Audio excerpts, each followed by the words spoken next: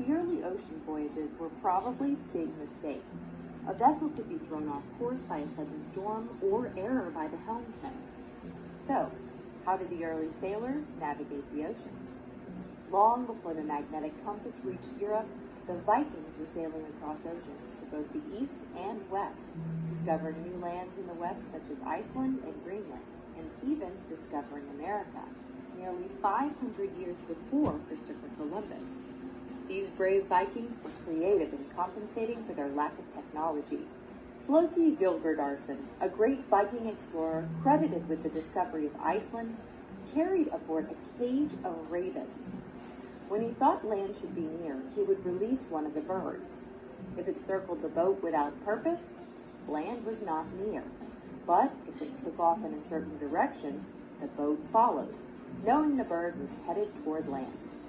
The early Pacific Polynesians were the first to use the motion of the stars, weather, the position of certain wildlife species, or the size of waves to find the path from one island to another.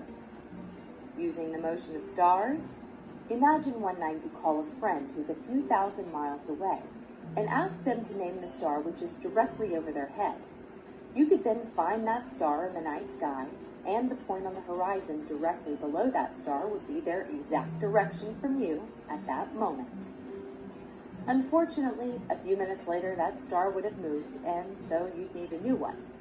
With this method, it would take a lot of phone calls for every new star.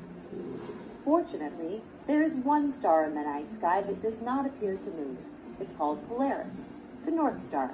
The easiest method for finding the North Star is by finding the Plough, an easy-to-identify group of 7 stars.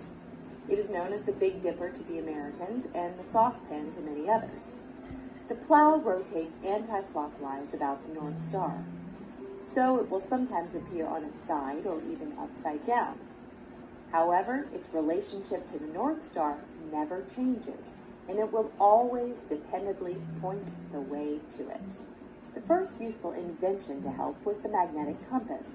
With that, you could hold a steady direction as you sailed. And with something called a dead reckoning, sailors estimated their ship's speed by noting the time it took for a wood chip, a bubble, or a piece of seaweed to pass along the length of their vessel. But since the time was measured with a sand glass, these early calculations were often way off. To determine a position on Earth's surface, it is necessary and sufficient to know the latitude, longitude, and altitude. Altitude considerations can, of course, be ignored for vessels operating at sea level. If you have a compass, know the date, and have a set of prepared navigation tables showing how high the sun should be at local noon, then you can determine your latitude easily. But to calculate your longitude, you need, oddly enough, a very accurate clock, which is calibrated to Greenwich Mean Time, or GMT. In 1714, the British government offered a prize to anyone who could perfect and demonstrate a clock that would be accurate enough over long voyages to give the desired precision in locating a ship. This type of clock was called a chronometer. But the problem was that all the clocks of the time were mechanical. They were upset by changes in temperature, humidity, vibration, corrosion, etc. In 1775, Captain Cook returned from a 3-year voyage, having used one of the chronometers submitted by Larkin Kendall, which was a copy of H4 clock made by John Harrison. Upon comparing it to local reference clocks, it was found to have been accurate to within 8 seconds per day.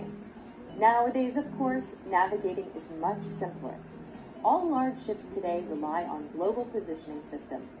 Marine GPS receivers don't show streaks, they give longitude and latitude, and typically also show maps of any nearby coastlines, harbors, lighthouses, etc. Many also display the approximate depth of the water as well. Many marine GPS units now have a man overboard button.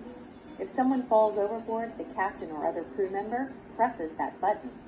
The GPS unit then marks that spot in the ocean and typically displays a directional arrow pointing to it, along with a distance reading to that spot. That lets the captain turn the ship around and return to the spot where the person fell into the water. Hi, how are you? Good. How about you? I'm okay. Did you do the homework? Yeah. I had to read a chapter in our book on traditional ways of navigating. Traditional? How? Well, before people had maps, they used the night sky to figure out where they were. They also used the waves and the wind. Wow, that's amazing. Yeah. A lot of sailors still use the positions of the stars to help them find their way.